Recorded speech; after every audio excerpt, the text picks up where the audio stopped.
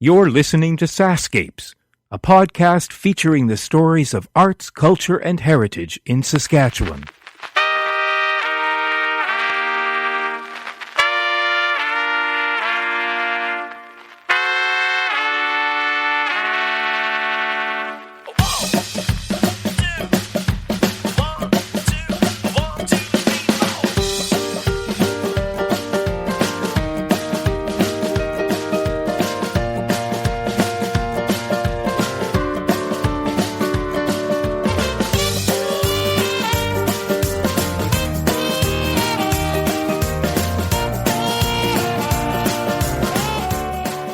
My guests today have been setting fire to the wheat fields and steaming up the landscape of Saskatchewan. No, they're not pyromaniacs. They are the Rosebud Burlesque Club. I'm Kevin Power, and I invite you to fasten your seatbelts and enjoy listening to how the tease is being put back into striptease. Headmistress Cheripop Purr has been the driving force behind the neo-burlesque movement in Saskatchewan. A few members of the troupe join us in what is an eye-opening, brave, and very funny look into this art form. The neo-burlesque movement is making a bold statement, sometimes political, and is a unifying force between people from all genders, including the LGBT, two-spirit, and straight communities of Saskatoon. I've been looking forward to meeting these folks since I began the SaskScapes series, and believe me, it was well worth the wait. This is a truly fun way to welcome in our 40th episode of SaskScapes. So we are, in fact, in a former church in Saskatoon, and we are worshiping at the altar of burlesque this morning. I love this.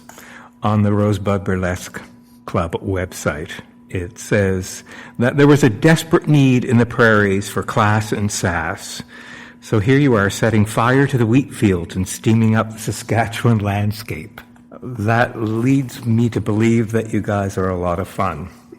With me in Saskatoon this morning is Conrad Fusion, Ms. Stella Behavior, Mona Handful, the Scarlet Fawn, and Headmistress Cheripop Purr. Good morning, everybody. Good morning. So, I would like to start with the Headmistress. This is fascinating to me, this art form. Do you know a little bit about the history of burlesque in Canada and maybe even specifically Saskatchewan? Yeah, I'm actually a little bit of a history nerd myself. Great. So I look up things and I get books and do research. Canada actually has a very strong history of burlesque. Canada and the U.S. It was sort of, there was a circuit that went through the U.S. and through Canada, and there's a lot of different performers that would tour both countries. Burlesque started mainly in the U.S., and then spread quickly to Canada, especially Montreal and Toronto and also Vancouver. So those were the three main burlesque hubs when it was big. There are some Canadian living legends of burlesque that are still alive. I've met two of them myself personally, and one of them, Miss Judith Stein, the Lady Divine, she came to Saskatoon to work with our club, and she taught a workshop on panel skirts, and she did a little performance for us, and we've worked with her a couple of different festivals now, and I'm going to be reconnecting with her in Calgary next month at a festival there. And so she was part of the circuit back in the day? She was, and she's still performing, and she is still fabulous. Wow. And so back in the day, what kind of time frame are we talking about? She would have been performing in the sort of the tail end of burlesque, so late 60s, early 70s. When burlesque was it was no longer really in the theaters. Occasionally it was in theaters, but it was mostly being moved into the strip clubs. Right. So the scene was changing. There were the go-go dancers, topless dancers emerging, those types of things, and also strip clubs that featured 100% stripping down to nudity. Right. So she was coming out of that generation, but she was still of the previous generation where she had acts that actually had content and storyline and humor and all of the things that people think of traditional style burlesque. Right, and that tradition there were burlesque shows during the war. Well, it started sort of, I would say, in the 30s. Really to really take its foothold, and the heyday was sort of during the 40s, 30s and 40s. Right. If you look at things like Minsky's Burlesque in New York, that's sort of where a lot of the major ladies like Gypsy Rose Lee and whatnot were appearing, and it was making a huge scene, of course, and there was all kinds of police raids and a variety of drama happening, and it was kind of like a bonus if your featured dancer was arrested, pumped up your sale. You guaranteed sold out houses for weeks and things like that. There's been a resurgence since then, which is called neo-burlesque. It's based on and rooted in the history of burlesque, having respect for the performers of the past, but also, as burlesque is want to do, it is relevant to today. So, it's always been socio-political. It's always had it's content that is for sort of poking fun at people and bringing issues to light that are current events, things that people deal with. But there's a lot of universal things in burlesque that we are still working on and making fun of, that we were in the 30s as well. Right. And back in the day in the circuit in Canada, I understood that a lot of what I call the soft seat theaters across the country, the old Capitol Theatre chain used to be part of that, were often roadhouses for some of the burlesque shows that came through. Yeah, there was they called it a wheel. And it was like you would just go around and around and around on the wheel. So performers would travel from different center to different center, and then most of those theaters at some point or another would host a burlesque show, no matter how rural they were, because it was a big draw. And also it sort of ran parallel or just a little behind the vaudevillian wheel circuit. So burlesque kind of emerged simultaneously, but outlasted vaudeville because vaudeville was kind of killed by the advent of film. So people could get wholesome family entertainment in a cheaper way, and they could just go to the movies. So movies really killed vaudeville. Eventually, movies also sort of killed burlesque because you could pay a penny to see a burlesque film as opposed to paying 50 cents to go and see a live show. Right. So they often started featuring films with live performers, and then eventually the live performers were phased out and they wanted more and more nudity. So the cheekiness and the tease of burlesque sort of went out of style with the advent of these little short girly films. Right. Yeah. And to be clear, this is about putting the tease and striptease. This is a class act. Yeah, we're definitely a historical group. We pay homage to the past. We do our research. We all honor the greats that were, and we want to try to bring back the formulas that were used. We strive to have comedy in our events, music, variety acts, just like traditional burlesque shows would have. Right. And would those performers have drawn a line and said, I'm absolutely not going there, when burlesque wanted to go into film and into more nudity? Would they just say no? Yeah, definitely. I mean, the big stars, actually, ironically, the big stars didn't know each other because they were always at different places that they never coincided, their engagements. They would have one big star at a time, and then they would all shift to the next place. So they often didn't even really get to know each other very well. But there were a set of standards, and when it changed over to strip club, wanting burlesque performers to perform in strip clubs, the headlining burlesque acts didn't want to mix and mingle. They didn't want to sell drinks, do the champagne, sit at a table and get them to order champagne and get a percentage. They didn't want to have to do those types of things. And then they also had limitations for their costumes, but a lot of those ladies were perfectly fine with nudity, like full nudity. Some, however, preferred to work with the G-string and pasties, but I think it depended upon where you were, because a lot, like especially in Canada especially, there was a lot of laws about nudity. Things are just barely changing here in Saskatchewan regarding that. Right. And in the States, there's still a lot of places where you cannot do topless. And then there's other places, you go to the state of Nevada and pretty much anything goes. Yeah, right. So, it would just depend upon which city they were in, what they could wear and what they couldn't wear. Did Saskatchewan have any performers of note back in that era? I haven't come across any, and I've been keeping my ear to the ground in terms of, has there been any really famous people in the field from here? But then again, it's really difficult to find the living legends because they all use their stage names. So now to find them, they're using real names, once they've retired from the business. And a lot of those ladies sort of just disappeared without really leaving any trail. So there very well could have been performers and headliners that came from Saskatchewan, but finding them, unless they step forward, is really difficult. That's kind of cool to have that sort of mystique that you just exist only on the stage and never break that fourth wall. And at the time, it was not considered a very honorable employment. So a lot of those performers, once they retired from the stage, almost strove to erase that from any, they didn't want anyone to really know that they had been a burlesque star. Right. Because it would be impossible for them to get another job or to fit in with a community. Nowadays, I think any burlesque star, I can't imagine Dita Von Teese trying to, erase her career after she retires. I think it's something that we've learned is actually a legitimate art form and has achieved star status for some performers. Right. So you studied dance. You've been a choreographer.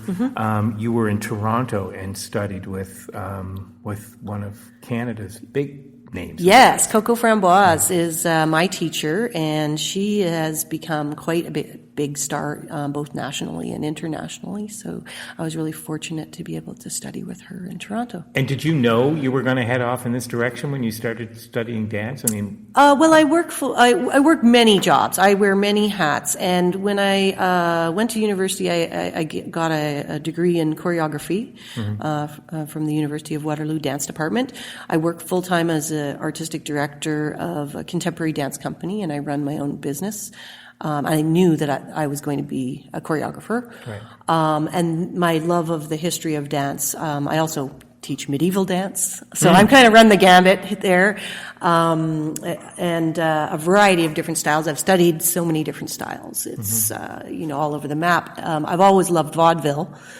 And I actually had a research grant to spend a year researching vaudeville and the different dance styles within vaudeville. And of course, burlesque runs parallel to that. Right.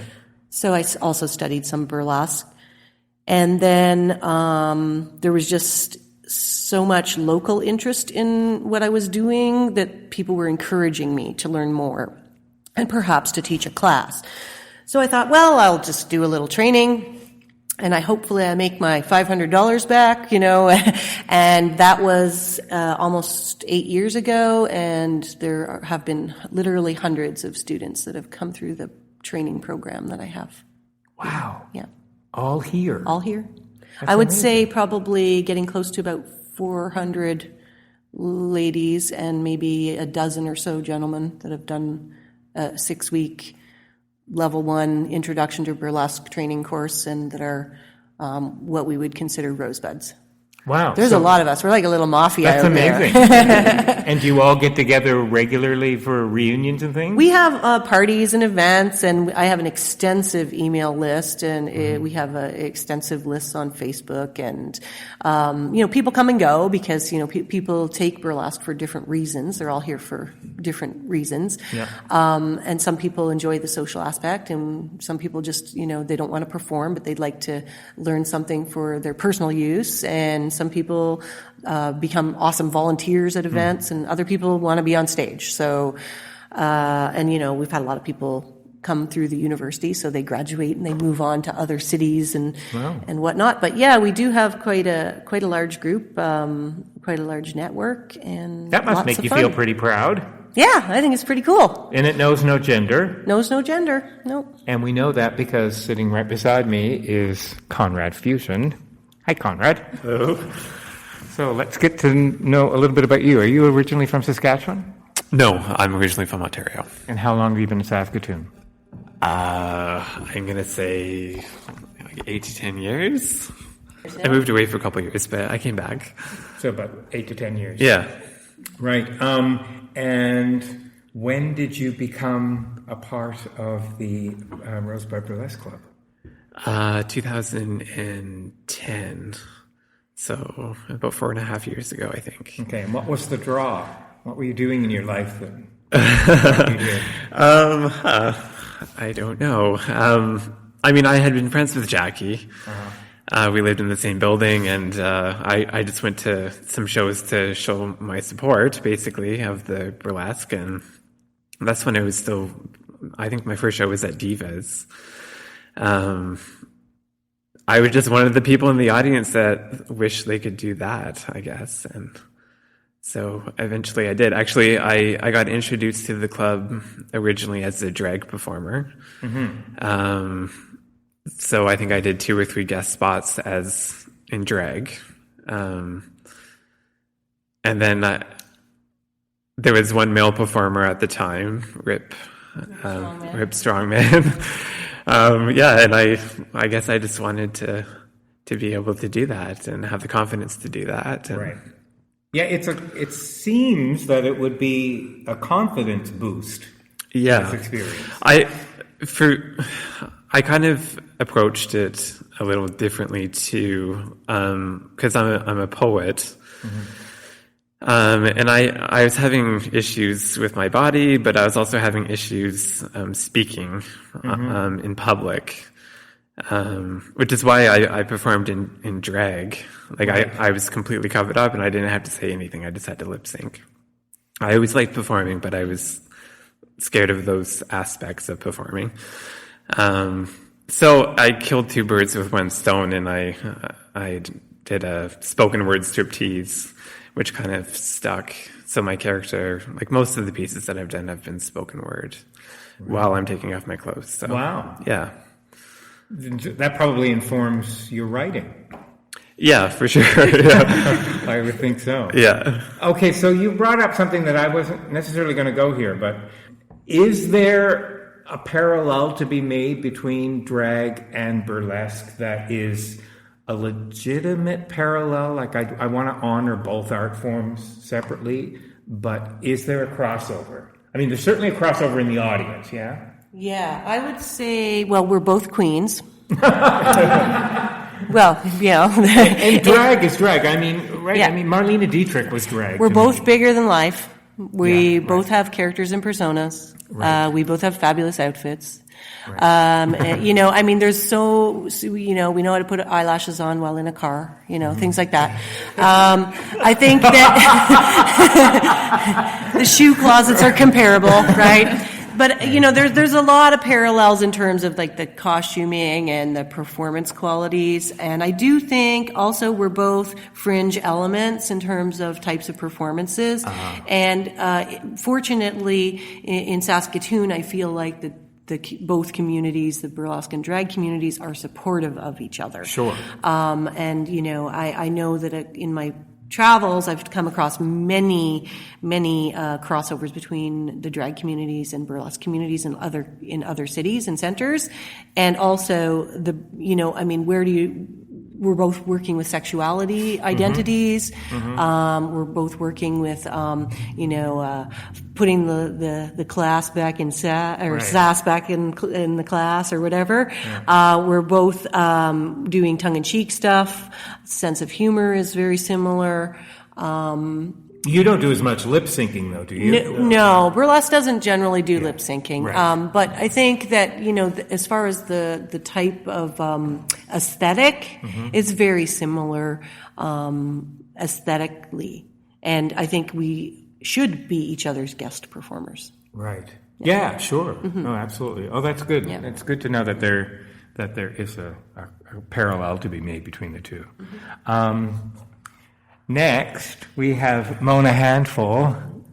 That's me. Oh, right. That's you. Yes. Okay, Mona. Yes. Are you originally from Saskatoon? Actually, yeah, just outside of Saskatoon, but I went to school here, so I've been here my whole life. The town just outside of Saskatoon? Yes. It was a small farm between Dalmeny and Langham. Okay, right. So I went to French immersion in town, so that's what I do. And when did you come on board here? Actually, I took my first class in, I believe it was March 2009. I saw a performance in June 2008, and that was the first debutante ball for the Rosebud Burlesque Club. And I saw a girl that was curvy and voluptuous and so sassy, and I'm like, I can do that. I can't sing, but I can do that. So I signed up the next, right after the next session, and I've been doing it ever since. I haven't stopped. Now, had you had any kind of artistic background prior to this, or was this really outside of your... I wasn't completely outside the realm. I was a visual artist and a writer in high school, and then I also performed in the high school musicals. Like I said, I can't sing, but I can put on a show. So I did that all through high school, and then I was just looking for a new outlet.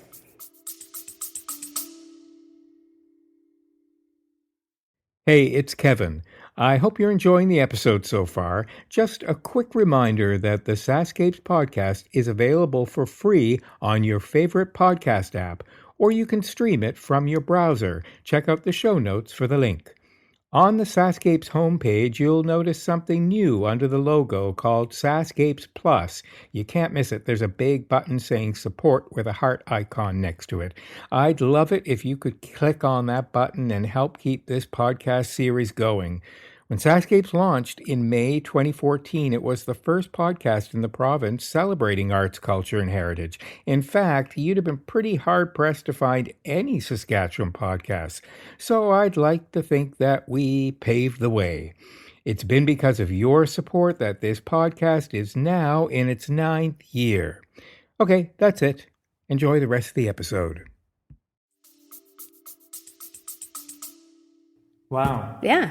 And I mean, do you launch into these things with the confidence to do this? You have to be pretty body confident. Actually, that just comes. There's lots of people that join the club because they want it personally for a little bit of body confidence, and then once people clap every single time your top comes off or every single time your zipper comes undone, it's hard not to be confident. Wow. Every single time. They just clap. It's awesome. It's amazing. I would be terrified. So, I mean, I'm in awe that you're so easily able to go there. Well, it was really small to start. I had a really good class. The first class, I actually was in class with Stella Behavior. It was our first session together. And we were a really supportive group. All different sizes, all different ages, and then we all decided, hey, we're going to perform, and then everything we did was applauded.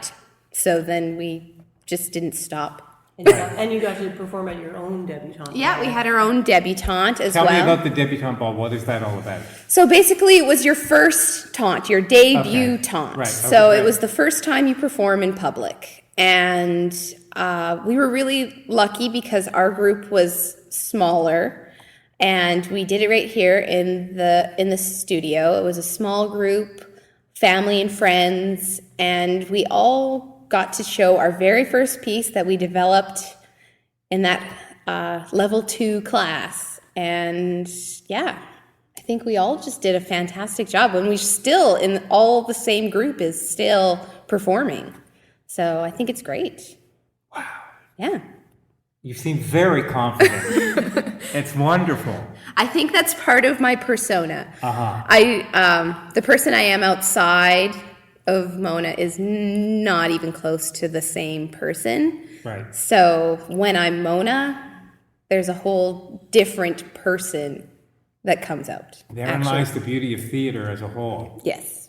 I wish everybody had outlets like this, Yeah. to run away and escape. Yes. It's incredible. Stella behavior. Ms. Stella behavior. And by that tone already, I know what I'm Darling, dealing I'm with. older No. and I should know better, and I do so much better. Okay, I'm coming over a little closer to you because I want to capture all of this. Let me hear this mantra of yours again. No, it's not my mantra. It's like people think the women of a certain age, when they get to a certain age, it's like, okay, you have to go home and learn how to knit brown rice sandwiches and much Martha Stewart. And as I said, I'm older and I should know better, and I do so much better. You do so much better. No, meaning- I know so much better. You do. Yes, Okay. I do. All right, all right. So you've learned a lot of life lessons. I've taught a few. And continue to do so, I bet. It's my personal hobby. Right. You're changing the world one person at a time. Sometimes 3. Is that legal in Saskatchewan? I don't care. Are you originally from this province? No, I'm not. I'm originally from England. Are you really? Yes. And when did you come to, We came To the colonies. We came to the colonies in the mid-70s, and it was quite the culture shock because people in Saskatchewan were surprised to hear that the Beatles had actually broken up. And it was my sister and myself were all into the glam rock. We had our platform shoes and our Tootsie socks, where most people around here were just reusing Granny's gunny sacks. Like there was no sense of style. And we were just like, you mean you don't know who T-Rex is? You don't know who Queen are? You don't go away. It was all Humphrey and the Dump Trucks. Not that there's anything wrong with Humphrey and the Dump Trucks, but no. Had you seen any burlesque in England? I had seen similar. I mean, you have to remember, I grew up watching Benny Hill. Yeah, right. Plus the fact in England there is a really long history of drag queens. Danny LaRue was a very famous one, and one of the, I can't remember his last name, but he was in Are You Being Served? He was very famous for making his own costumes. He would be pantomime dames, and people would actually go to him and beg him to make costumes because these things, he looked like the Crinoline lady on those tacky, lovely little Woolworth lamps. But no, I've seen similar acts. I mean, they call it being saucy or cheeky in England. It's not anything that's untoward. Something that's a bit suggestive is more appreciated than something that teaches you a life lesson. Right. Unless it's with me. I get the feeling you arrived at this club already with a pretty interesting background, probably somewhat non-conventional. Oh, very non-conventional. By the time I got to high school, and most of the people I went to high school with had mullets and were into hairbands. I was dyeing my hair black and wearing big boots and T-shirts with rude words on them, and ended up moving back to England and hanging out at the goth bars and the punk clubs and just getting into so much trouble. It was wonderful. Right. And then you came back here again. Yes. Were things different when you came back? Or Yes, they were. It was a little bit more cosmopolitan. Like I said, I have a lot of close ties to the gay community here, and they were a lot more open to the drag shows and things that before had to be kept secret because of if someone showed up to cause trouble. Yes. And so as the years progressed and people were accepting, and then when their burlesque opened up, it's like, even now people are surprised there's a burlesque club. I still remember someone who got dragged here to a show last year. He works out in the oil field. And he came to town unexpectedly, and his sisters dragged him here. And I think he ended up with like second-degree burns on his chin because it was dragging on the floor so much. I've never seen anything like this, he said. And I said, well, you'll have to come back. He says, but I work 4 hours away. I said, you can bike it. It doesn't matter. Right. But no, I have a background in performing. I've worked with a couple of troupes in town and done shows for the Fringe. And being in burlesque is a license to shop. And I like shopping. Right. When did you come on board with the Rosebud Club? Same class as Mona, about 5 years ago. Right. And I started off sort of doing bits and pieces in some of the shows, and then later on, due to some shuffling, ended up being the present MC. Right. And speaking of shopping, you guys take your costumes very seriously, and some of the costuming is not inexpensive. No. For this. My last piece of jewelry was $90. Right. And that's a mask. Right. Not something you can wear to Walmart. Well, I would, but I wouldn't care. Right. Do you salivate when Diamond L comes on the Home Shopping Channel? No, it's not gaudy enough. Okay. Right. It's like, why have a demi-tasse when you can have a big gulp? We're talking big stones. Okay, Things right. that like weigh your head down because the earrings are so heavy. Right.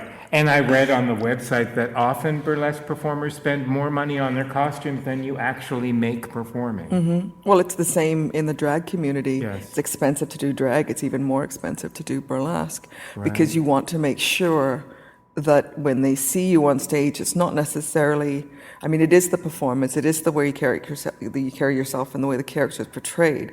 But if you come on stage wearing something like the Headmistress has a costume, that when she walked on stage, her Caravana costume, you heard the silence. Yeah. Because people were just, like, it's a full-on Caravana costume that just takes over the whole stage. And people are like, where did she get that? I'm going to make one and wear it in the basement. Like, people were just blown away. And some of the costumes that Mona's made and some of the things that Conrad has done, especially with his little girl in the pigtails and the full beard, is my favorite. You do need to make a statement, and the way you portray yourself with your costume is a large part of your character. Right. So, yes, it's a lot of fun. And during your other life, do you get to live as creatively as here? Well, the one thing that was fun is that when I started my earlier life, shall we say, I collected vintage clothing and vintage jewelry and shoes. And then when I started coming to the burlesque, I realized I had pieces that didn't fit me anymore, so I started parceling them out. And then I realized, well, I need something, but it doesn't fit me. So I started making costumes. I started making props. I already do make toys. Yes, I'm a burlesque performer and I make toys. Mm-hmm. But yes, I'm happiest when I'm making something. Are these toys with batteries? No, I buy those. No, mostly I make wooden toys, I make dolls, Okay. I make doll house furniture and dolls' houses. But I love making costumes and helping others work with costumes. And Halloween is our high holy holiday. I know, Jackie told me. Mm-hmm. I can just imagine. Well, one of my pieces that I did was called Puss in Boots. And I built a 4.5-foot articulated tail that moves on its own. Wow. And it's just, I also made another one for a Halloween costume that's 6 foot long, and I have to actually hang on to it because it kills people, which is convenient because it is an alien costume. But no, I love to make things. I love sewing and just creating. There should be a whole line of burlesque dolls. Somebody is actually doing that. Really? Yeah, there's, like, you have the Can doll that you had in your office. There is somebody down in the States that's doing porcelain dolls, and they're bedazzling them. I can't remember the name. But I mean, that's something that I actually do as well. I buy a lot of older, there's the Realistic Doll Company, which was a doll company from the 30s and 40s, and they have very beautiful hair, and you can make them into a costume doll easily, and I've got about half a dozen stashed away at home. It's just finding the time to do them. Right. If you're enjoying this episode of SaskScapes, why not download the entire series for free from the iTunes Store? Simply search for SaskScapes by SaskCulture. And while you're there, feel free to support SaskScapes by giving us a star rating or writing a review. From time to time, I'll share some of the comments in upcoming episodes. And who knows, it could be your comment I read next. And now, back to the podcast.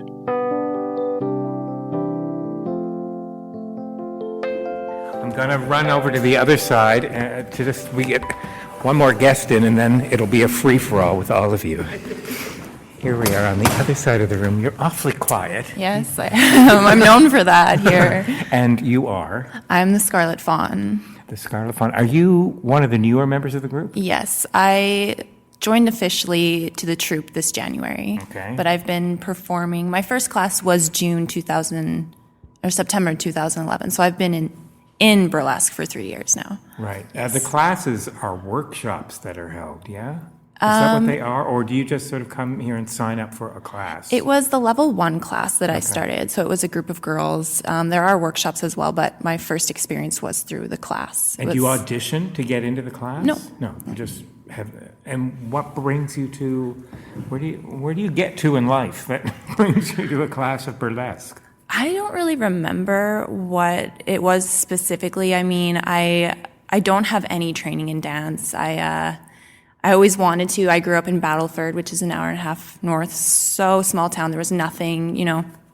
I was very much a musical kid. That was my outlet, was to go to the theater, the one theater, and watch the movies and everything. But I remember being in a part of my life where I was serving and I wasn't happy because I'm very much a creative person, and I knew that I had to get that outlet somehow to keep me sane. And I just Googled burlesque in Saskatoon. And then the Rosebud page came up and saw the information, and I emailed the headmistress and...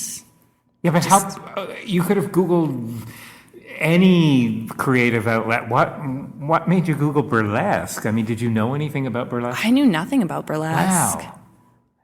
But you wanted to be out... I think I was watching movies on Netflix. I was just watching different dance movies, and I'd watched a documentary on burlesque, and I just felt so drawn to it because it had every element that I loved: the costuming, the glitter, the music, total freedom, the sexual just aspect of it is really exciting to me as well, because it's so... I was raised in a very religious household that I never felt I belonged in, because I had to keep all of that very secret. You know, like what's nudity, and first time I saw boobs, or you just didn't talk about it. So when you suppress things like that, they come up. Grew up in the same environment. Yeah. I so understand. Where you're coming from now. So you get it. Yeah, and yeah, so it was just, it's so beautiful, and I have to do that. Wow. And And you were hooked the I was second you took hooked. the class, Yeah. Right. And now you're going to be part of the Halloween show as well. Yes, it'll be my second Halloween show, actually. Right. Yeah. How do you all arrive at your stage names? How do you find your persona? Is that part of the process through the classes? You don't launch into these persona right from the get-go. No, I think Headmistress is really good at in the beginning of the class session trying to let you find your own person. So she's like, this person has to be a bigger person and more outgoing than you are right now. So try this walk, try this laugh, try this little lit of the face, try this little turn, try a different attitude, maybe sultry, maybe cute. And then as you do your practicing and going through the steps, you find something that just resonates with you. A lot of people come into class and they think that they're going to be a certain type of character. Right. I really believe that you can't know, well, 90% of people don't know in advance what kind of burlesque character they're going to be. They have to try on all the attitudes and all the different styles. Who knows? Maybe they're really funny. Yeah. Maybe they're actually like super smoldering sexy and they had no clue, because a lot of people don't get a chance to bring out that side of their personality. All of their personas and characters are based on something that is theirs. Yeah. So something that is real for them, or that they've always desired, or that they'd always longed for, or that is already a little hidden part of their personality. And then what burlesque does is it brings it out and expands it and finds a bigger, larger than life version of that and gives you permission. It gives you permission to explore that part of yourself, or that part that you've never even considered. Right. And then I ask people to draw on that to find their character name. So we don't name ourselves in level 1 until the last class. So great. You have the full 6-week session to figure out, what's my style? What do I enjoy? Am I this? Am I that? And then on top of that, I always encourage people to make their name feel meaningful to themselves. Mm-hmm. So, do you have does your character have favorite colors? Do they have an occupation? Do they have a history? What time period are they from? Then that helps you inform whether or not you're going to have a funnier name, or are you going to use a real name. For instance, Mona Handful, everyone in the entire club calls her Mona. No one knows her real name because Mona is actually a name. But it's still the pun, and she has this very sort of Carol Burnett side of her that's very funny. I think that using, favorite colors and flowers and, foods and things that your character would really enjoy helps inform the name. Right. Yeah, and of course, Google it and make sure nobody famous has it, because Right. you don't want to step on someone else's toes, or try to be the next so and so, because if somebody who's really well established has that name already, then they could. Well, number one, they're going to be upset at you for taking their name. And number two, you're always going to be in their shadow. So you need to find an original way to express yourself through your name. But I would think that you play a huge part. You must have to be very intuitive as you're observing people coming into your classes to hone in on some of the aspects that they may not even be aware of. Yeah, definitely it's part of my job as the teacher, the headmistress, and choreographer. I'm a people reader. I watch people. I intuit from their movement and I find elements through their physicality to draw on and encourage, and that's my job as a teacher and choreographer. Right. Do you all find that you wind up being people observers more so now than you may have been before, since you've gone through this process? I always have been. You always have been. Definitely kind of fly on the wall. I like to watch people, and Right. I'm not shy, and if I have something to say, I'll say it, but I very much like watching how people react and communicate with one another. I find it interesting. Do you ever find personas and then ditch them, find out that it just was not the right direction? Yeah, lots of people change their mind or just totally ditch it and go a different direction. Lots of people have alter egos within their alter egos. Oh, no kidding. Yeah, I do myself. I have a gothy fetishy character, and my fetishy character is called Tarantella Pavan. Wow. And she does like latex and leather and gothy stuff. And my headmistress Cheripop Purr would never, ever be caught dead in that outfit, So, yeah, I think it's fun to have an alter ego for your character. Wow, there's a bit of a Sybil element going on. Yeah. And, I think Mona Handful could probably speak to that a little bit, too. Yeah, actually, my main character is a comedic Carol Burnett, I Love Lucy person, but I also have different facets. I've been working on like a cabaret character who's a little bit dark and heavy, but she's still Mona, dark and heavy. Yeah, a little bit Liza Minnelli. So I always try to be Mona, but I also have different sides of Mona. You have a male character. That's right. I do have a male character. You have a male character? I do. Who's that? It's Mona Handful's brother, Manny Handful. And he's more of a slapstick vaudeville performer. So That's a big wardrobe change for you then. yes. Yes, it is. Right. But generally, the characters complement each other, but they're still two different people. They're actually Mona and Manny rather than Mona being Manny. And Conrad can probably speak to that as well. Conrad? Conrad has a dual. You have. I have a female character and a male Conrad's character. gender bender character. Actually, which is kind of where the name came in. Like I'm Conrad Fusion as a male, and I'm Connie Fusion as a female. But I'm always like confusion, as in like gender confusion. Oh, right. I guess. And did you find your female character out of your poetry? Yeah, she does little rhymes that are she tends to be my wise character. She's a little girl, usually, sometimes a teenage girl. And bearded, yeah. Oh, right. Yeah, you meant yeah. Where do you find that? It's almost something that you And would she see is like the wise crone in a child's body. Yeah. She always has the poignant things to say. Yeah. The fact that the whole body language comes out, and all of a sudden there's like this 12-year-old girl with a beard. But where did the beard come from? Well, I have a beard naturally, I guess. and I perform as a male. Right. Sometimes I perform as a male and a female in the same show. Wow.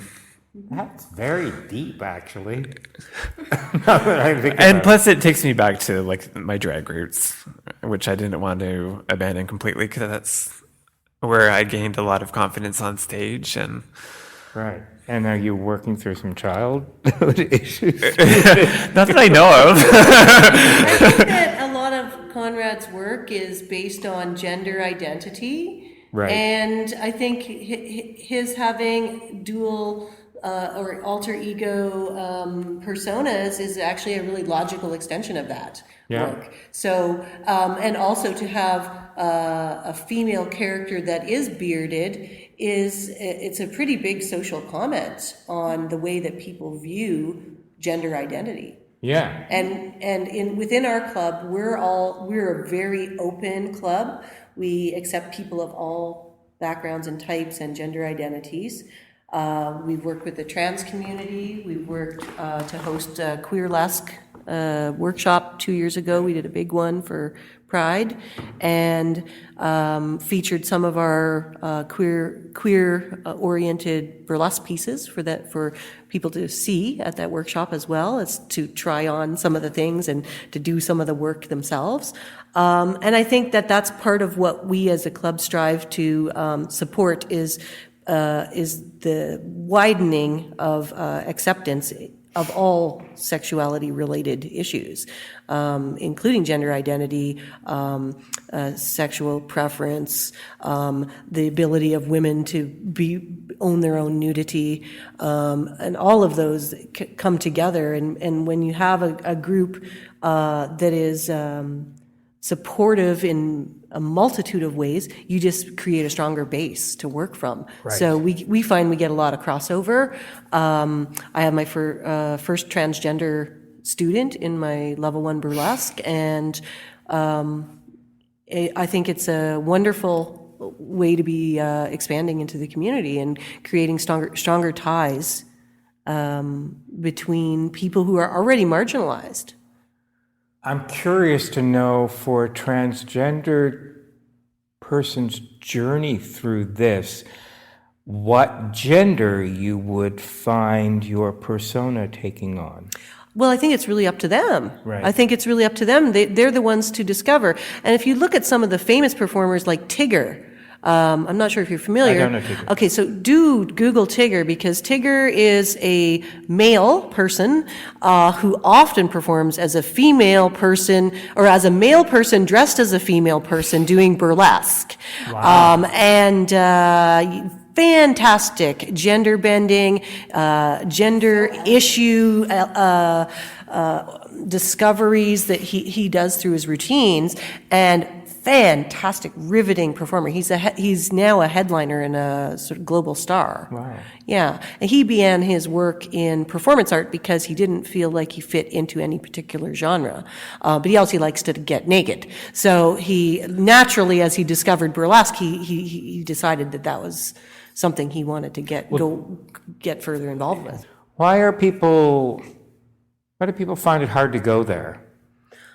Well, I mean, people fear change. They fear and resist change, and I mean, I think now in this century, or even just the last couple of decades, people have been more outspoken about this is the way I am. This is me. Take it or leave it. And I think also there are bigger things for us to worry about in this world. Yeah. You know, I mean, if people want to get on their high horse about something, let's make it something that's going to impact the whole Earth globally, like environmental issues or ISIS gender issues. Yeah, exactly. So, I think people are just more educated now with television and news and internet. There's bigger pictures going on, and ultimately, we're all human beings when it comes down to it. And if we unite, no matter what our differences are, we're going to be stronger for it. Right. You've mentioned nudity a couple of times, but I want to be clear, you're not doing nudity. We don't do full nudity in our club. We stick with the very classic retro style, so we do pasties and G-strings. Some of us may look like we're naked on stage when actually we do a lot of illusion work. How do you do the illusion of being nude without being nude? Because there are certain pieces of underwear. You can have flesh-colored pasties. Oh, right. And there's also, what are they called? Lighting effects. Lighting effect. But Lighting effects. what's that thing that she used in the Cannonball, that underwear? Merkin? No, not a merkin. It's that flesh-colored underwear that's on. Yeah, it's a merkin. It's like on a spring and an elastic, and just you thwap that thing on, and they're called you a could, C-string. you They're could. basically like this, and like a little V, and you just stick it on you. Oh. And it just stays on. But if people are sort of like squinting, they go. If you're at a distance and the lighting is right, you can't tell if people are naked or not, but we never do full nudity. We always stick within the theatrical guidelines of all the bits are covered. However, that one Halloween when I did the merkin, I did the G-string that had the stripe of red sequins down the center of the crotch, so many people were like, "I can't believe you were naked," because it looked like a shaved naked woman, but it wasn't. It was like a landing strip. Looked like a landing strip, but it was actually not. It was a costume piece. One of my students, who was a nurse, was so convinced that I was naked that I actually had to pull it out and show her the costume piece for her to believe that it wasn't real. So we like to do fun illusionary stuff, but we always stick within what's legal. Conrad, is it harder for a male to create those illusions? I've never actually. Well, I think He just takes his clothes off.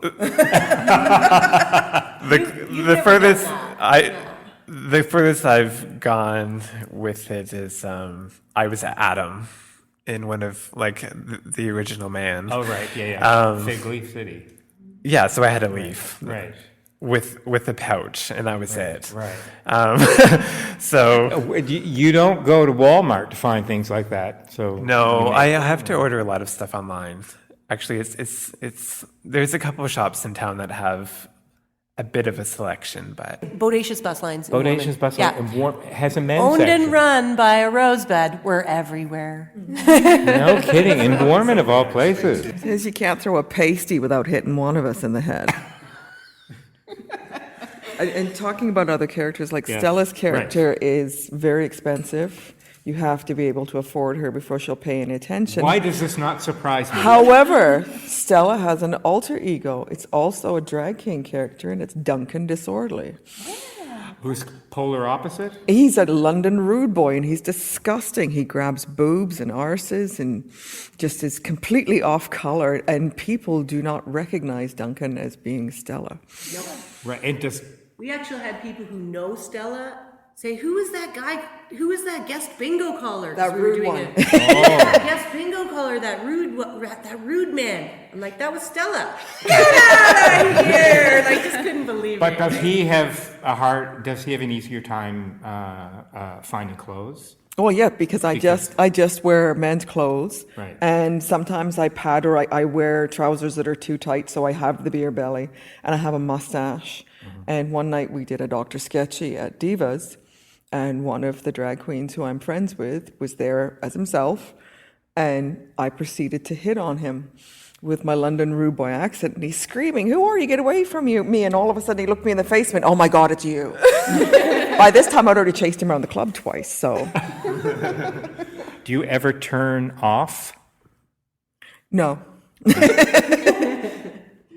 I'm English. You can't help but, we English, we're a well-balanced lot. We have a chip on each shoulder. Uh-huh. And you always try to find the funny side of things. Yeah, it's a great way to go through life, though. Well, it's the same when you go back to the World War I and World War II, and all the Brits are in the trenches and the Germans are yelling and swearing, and they're having a cup of tea and singing "It's a Long Way to Tipperary," Yeah, you had to. Yeah, we got no choice. Right. We're not in a building that has a little tiny door in a back alley somewhere where people are slinking in, which is very liberating. How do any of you want to talk about I mean, you were probably here during a time when Yes. when the clubs were a Well- small unmarked door in a back alley. They were, and in the gay community, I had friends that were almost killed. They were chased and beaten, and now it's getting to the point where it's almost acceptable. There's still a slight generation gap between when you look at the people who are in high school now to people who were out of high school about 10 years ago. There's a little bit of a gap there, but most people don't care. My own children were raised knowing that there's different types of people and it doesn't matter who or what they are as long as they're a good person. And one of his friends came out to all of his friends at school and said, I have something to tell you. And he said, what? He said, I'm gay. And they go, well, we know. Are you coming to the movies later on tonight? And it's the same with being out as a burlesque performer. And I think that the younger generation in Saskatchewan is very interested in all of these art forms. You know, the renewal of burlesque and cabaret and all of those slightly more risque things. Our audiences are always full. We have great attendance at our events.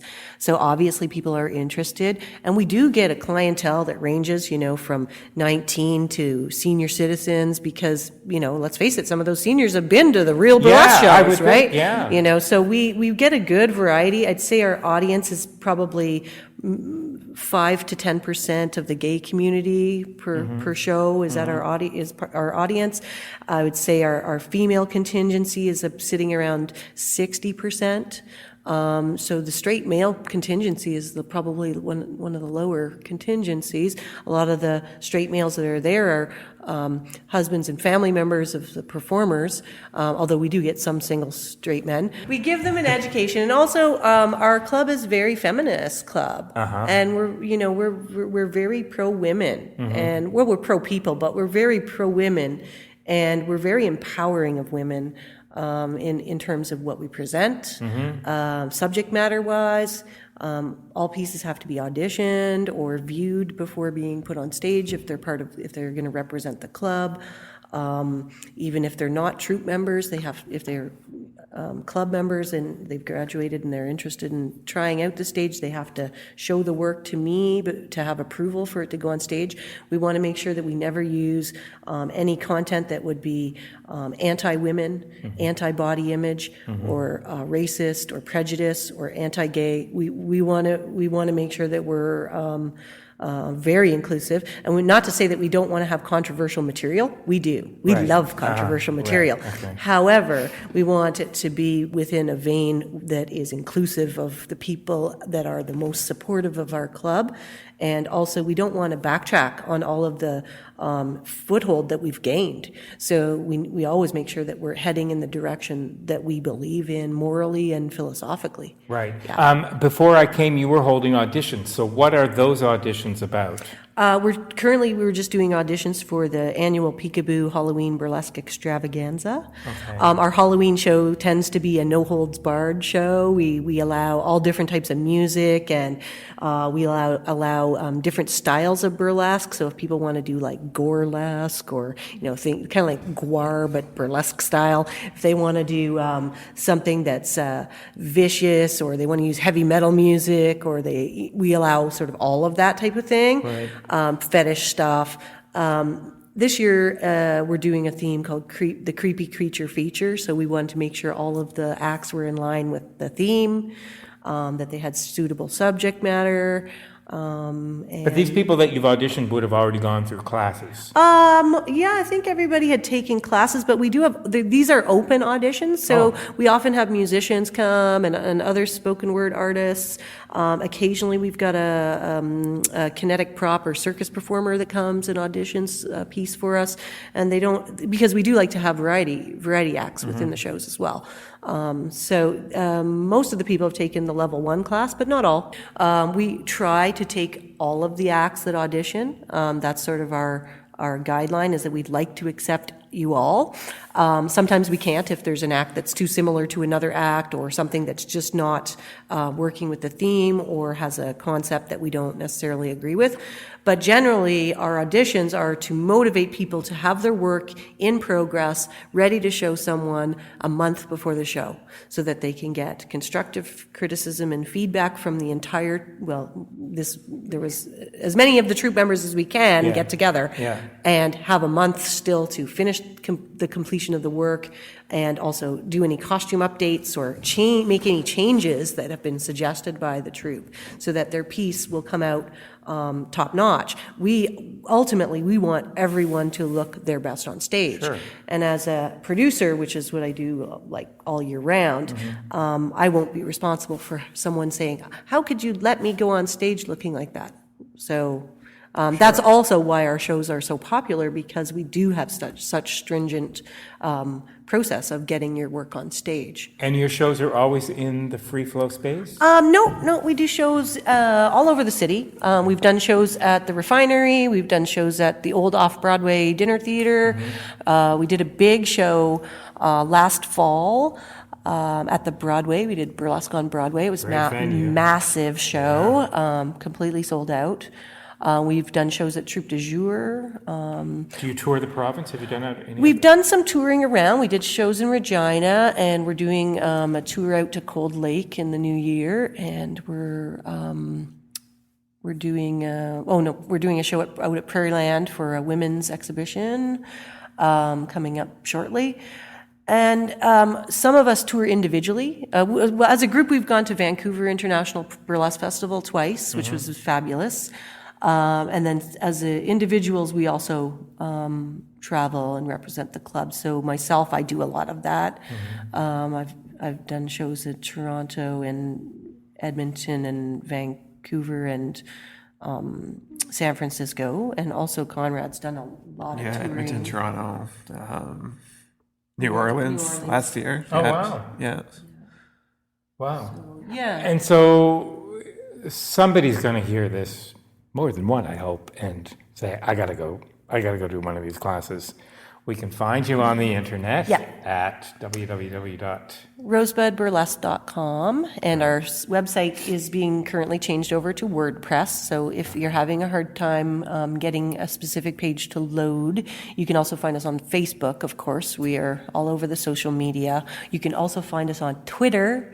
So we're really easy to find. So if you just look Rosebud Burlesque Club on Facebook or Twitter, you'll definitely be able to find us. Yeah. I might be brave enough one day to give it a shot. I don't hold out any promises, I'm but collecting names for my next boylesque class. for your next classes. It does. The Santa baby class.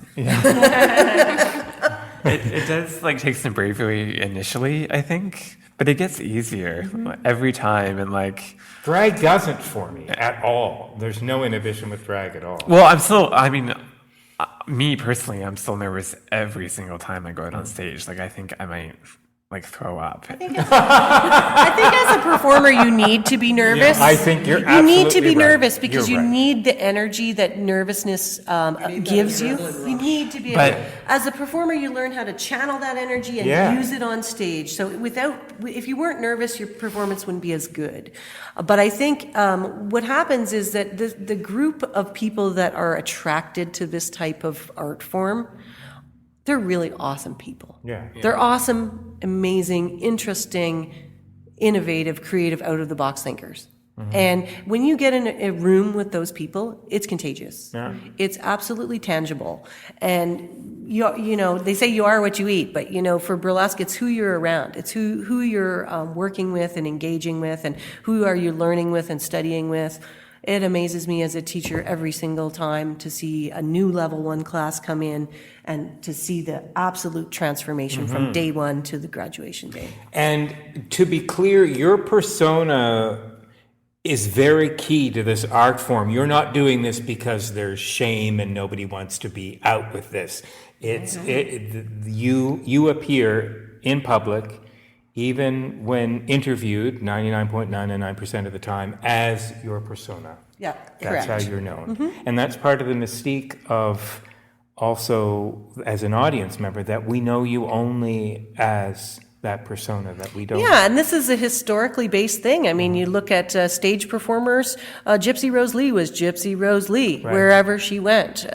Did we ever know her name? It's somewhere, but it's in a biography somewhere. But who knows her name? No one knows her name, right? Right. And same with Tempest Storm. Same with and same with a lot of people. I don't think we ever knew Divine's name. No, Divine was Divine. Yeah. And I think in the documentary they do say the name. Yeah. Yeah. But, I mean, Divine was Divine, and Divine is still a household name. Yeah. Well, in the burlesque scene anyway. Yeah. And the drag scene. Yeah. But I think it's part of the fun, is having this character name and selling this character and being in the persona. It's nothing to do with shame. It's nothing to do with hiding. I think everyone in the troupe is out of the burlesque closet. Yeah. Man, is that closet glittery. Yeah, right. But leaving everybody a trail is of glitter behind you as you leave. it's pretty hard. Once you get the glitter, it's like a herpy, Right. just never goes away. So, Right. I mean, I think everybody in the troupe is very out about what they're doing in terms of being a performer. It is considered a professional group. And, we do pay our performers, and we, they may spend 8 times as much on their costume, but, we do consider it a professional group. They do training, they do audition processes, they do professional performances. And I think it's an art form we can all be proud of, because it's actually taken a lot of things out of the closet for many people who are just normal, everyday, average people. They come to the show. I don't know how many times we've heard women say, I feel so much better about myself leaving this building. I like the way you guys recognize true beauty, or true, how you show that every person, no matter what shape, size, age, is sexy. And how you bring back, oh yes, people just like people. In general. The only person that's probably doesn't like burlesque is the media, like print media, magazines and Cosmopolitan and all those kind of things, because we are breaking all these taboos, and we have big bodacious busty gals, but and that's we've so got contrary short to- ones and tall ones, and But think about the Ivory ads and how empowering those were supposed to be to women's bodies. So why would there be a prejudice against this? Well, I think it's just Ivory ads were very contrived. They were contrived to be perfect, even though they weren't perfect. You're right. And we're not. We're all about the good old messy human beings. And your photos are fabulous on the website. And also, we're real people. And I think it's really great for the audience to be able to meet us and talk to us in person. And it's very empowering to women to see everybody represented, and men. I have more men come up to me after a show than anyone else to compliment me, and there's often the comment like, I could never do that. And I think it's so great that you are, and they need to see it too. And they need to see it. Actually, that was something that Tigger told me last time I saw him. I didn't take off as much as the women on the stage, and he kind of schooled me on it a little bit and said, the men in the audience need to see you take as much off as the women. It's important for them to see a man do that and have the confidence to do that. So I think, I definitely see that in the men too. They really appreciate it. The people in the audience, and everybody was yelling and screaming. I mean, the first 2 rows of women, I think, were pregnant by the end of the act.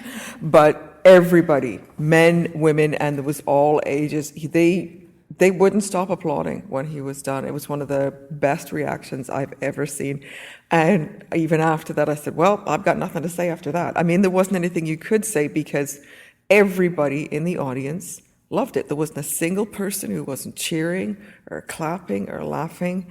And it just made such an impression. People absolutely loved it. That's fantastic. And the one thing I was going to say before there is, we still get nervous when we go on stage, but I think I speak for everyone when I say, we're not nervous about showing our bodies. No. We're nervous about getting the routine right, and we're nervous about getting the lines right, but we're not nervous about showing our skin. It's a totally different reason for being nervous. It's about, we're only nervous because we want the act to be the best it can be. Oh, wow. But I don't think there's anyone who's nervous about, oh, I'm gonna have to take off my shirt. That's not you're not nervous about that. You're more nervous like, I hope those brand new pieces of Velcro I put on weren't too big so it won't come off smoothly. Right? Like that's the thing that you worry about. Wow. Oh, I Franken-stitched this little thing onto my underwear. I hope it doesn't go flying, as opposed to I'm going to be seen in my underwear. So it's the wardrobe malfunctions, not the nudity. blow a pasty. I hope I don't pop a pasty. I've always wondered about that. I mean, quite of course, frankly. your like first 1 or 2 acts, you're going to be nervous about that. Like, how is the audience going to react to my body? And that is on your mind initially. But as you continue, like, it's really the last thing on your mind. It disappears. And it actually takes into your everyday life too. Like, I find myself as a more body confident person as myself than as Conrad. Like, it definitely carries over. It's changed my life completely, actually. Are there people that come and go, oh, no, we don't want to see that?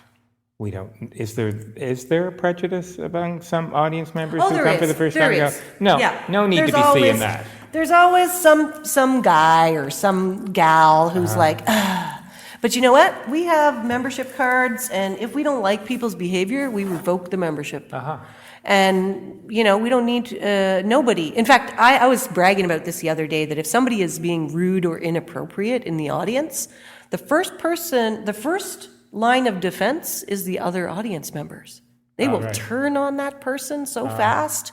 They don't want to hear it. They don't agree with them. And if somebody's saying, oh, that girl's ass is fat, like everybody around them will be looking at them going, hey, buddy, I think you're in the wrong show. Hecklers, not welcome. Well, hecklers we're okay with, but heckling in a smart, intelligent, clever way, You get a retort from a stellar behavior, which Yes, you would want. put you in your place. And then in my place for about 4 hours tied up to something. So, Yeah, I would think you would feed off of that. but I don't think I've ever had anybody say anything disparaging against any of the performers, except to encourage the person who was just off on stage and just left, bring them back.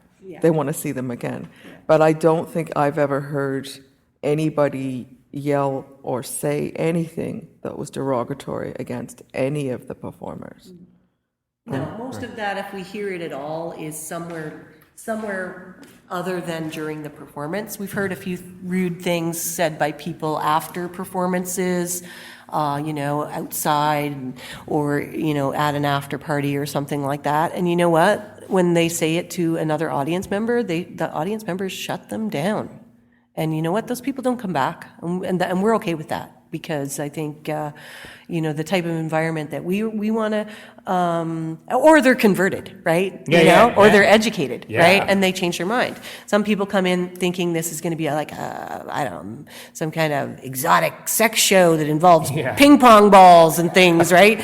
And then they don't get that. But they get something else, and they walk out of there going, wow, I had no idea, and I love that, and I want to support that. And, those converts are the people we love to get into the show because, we help change their viewpoints in terms of a lot of things that we agree with and we want to share with people. And we have so many different ages and shapes and sizes and sexualities.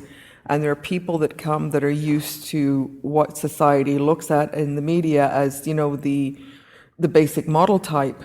And they end up falling in love with the most voluptuous person on stage. And you literally have to watch where you walk because there's puddles of drool all over the place. Young, hot guys that go, oh dear, she doesn't have a perfect body. It's like, will you marry me by the end of the show? I actually had something happen to me very recently. We were doing a performance at the university here in town, and I'm in my mid-40s, and I had, after the performance, a young man came up to me, had to be 20, 21, who told me that I was the sexiest woman he has ever seen in his life. Wow. And I thought, wow, I'm not not no spring chicken, and I certainly don't look like a model. So, he said it was absolutely riveting, life-changing. He had never seen so much sexual confidence, and he had never seen, ever experienced anything like it. And wow, it was really extremely flattering to me as a performer. And also I felt really good about just changing his viewpoint on women in general. I think he was absolutely shocked at how different I was from other people that he had met, and that now he knows that exists, and that he appreciates it and enjoys it. So hopefully he'll promote that in any other woman that he dates.